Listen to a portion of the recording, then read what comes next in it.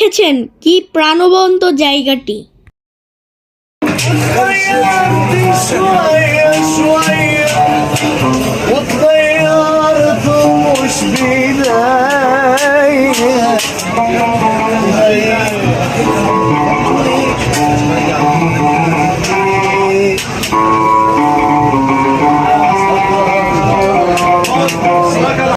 এই জায়গাটি আগে ফাতিমীয় খিলাফতের কবরস্থান ছিল।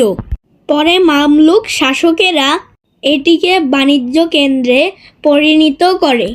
সিল্ক রোডের বাণিজ্য পথের সাথেও এর সংযোগ ছিল।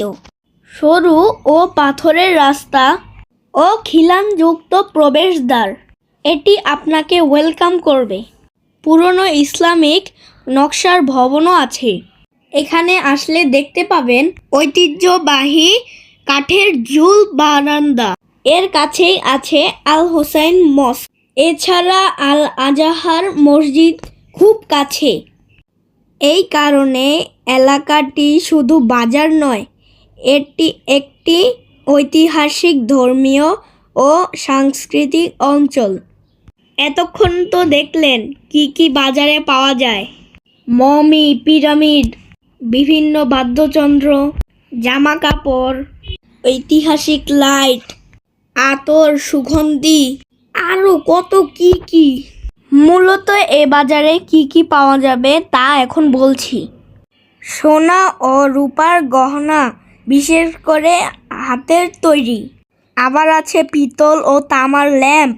আরও আছে প্রাচীন ধাঁচের হুক্কা। এটা ইজিপ্টের খুব জনপ্রিয়। আপনি যেখানে সেখানেই দেখবেন হুক্কা টানছে। বিভিন্ন ধরনের মশলা ও ভেষজ পাবেন এখানে।